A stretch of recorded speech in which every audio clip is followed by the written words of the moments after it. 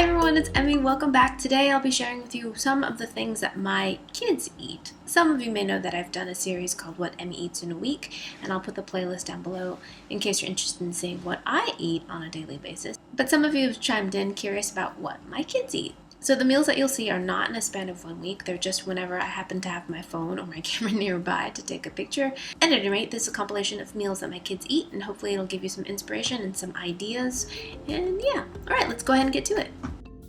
So here we have some scrambled eggs, some skillet potatoes, and some fresh strawberries.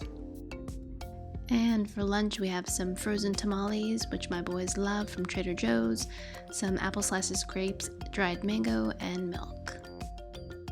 And for dinner we have clam chowder, grapes, pasta, and some fried fish. Here we have a tiny breakfast sandwich made of scrambled eggs and ham. For lunch we have a cut up hot dog, rice wrapped up in seaweed, my boys love that, and some corn. And for dinner we had homemade enchiladas, a little bit of shredded lettuce, rice, some blue corn tortilla chips, and apple slices. On the weekends we like to have a bigger breakfast. We have some bacon, eggs, potatoes, and toast. And lunch we had udon noodle soup. Dinner we had pizza, and what made this really fun is we made Cookie Monster pizza. So another breakfast of frozen hash browns, scrambled eggs, a little ketchup, and edamame. For lunch, homemade fried rice. And for dinner, spaghetti and meatballs. Breakfast here is some buckwheat pancakes. Lunch is a hot dog with a bunch of strawberries. And for dinner I made burritos, but for the boys I deconstructed it. Breakfast is some potato and an egg. Lunch here is leftover stir-fried noodles. And dinner we have salmon, rice, and Brussels sprouts. My boys love Brussels sprouts. More eggs and spuds for breakfast.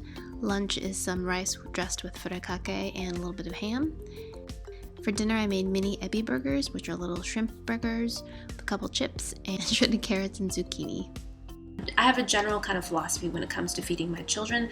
I don't want to cook extra food. So I'm all about whatever I eat and my husband eats, my kids will eat too, because I just don't have time or the energy to make a second dinner. So there are a few strategies with this method to encourage my children to try to eat new things. One of them is to try to get them involved in the kitchen or in the process of making the food. They can help me peel carrots, they can help me wash the vegetables, anything to get them kind of engaged with the process of making the food. That's been really helpful, particularly with baked goods. The kids love to dump and scoop and mix, and I have to preface that it is more work and it is faster to do it yourself, but you'll never get this time back to share that experience with your children. So, number 1, get them involved. And number 2, this one has been really tough for me because it's really counterintuitive. I let my children not eat everything. I serve them something on their plate, and if they say they don't want to eat it, then I say, fine, you don't have to eat it. But it allows my kids to have some control. If they don't want to eat it, that's fine. But they certainly can't have dessert. That's a given. But they don't have to eat it. But I found that strategy has really curtailed any kind of finickiness or tantrums.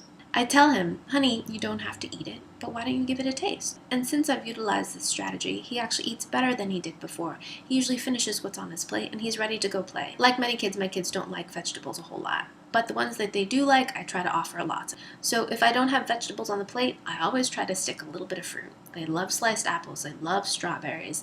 So I always offer something. And I try to make the plate look beautiful, look colorful. Encourage everybody to eat more fruits. Here's a tip. So whenever I buy fruit, like a package of strawberries for example, they go bad pretty quickly. So the first thing I do is I wash them all off and then I hull them and I slice them up and I put them in a jar in the refrigerator. So they're super easy and convenient for me just to serve to them whenever. In the beginning it seems like you're doing a little extra work, but in the end it's worth it because there's less waste and the kids are eating it. So it's great.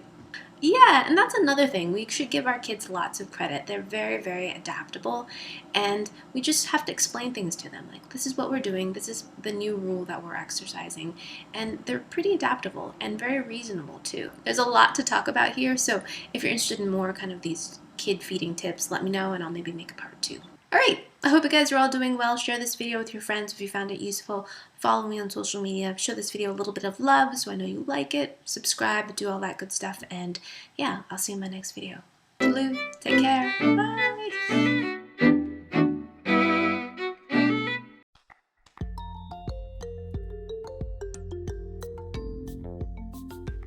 Look what I made with my boys. It's a tiny, tiny panda. Can you see him? Oh,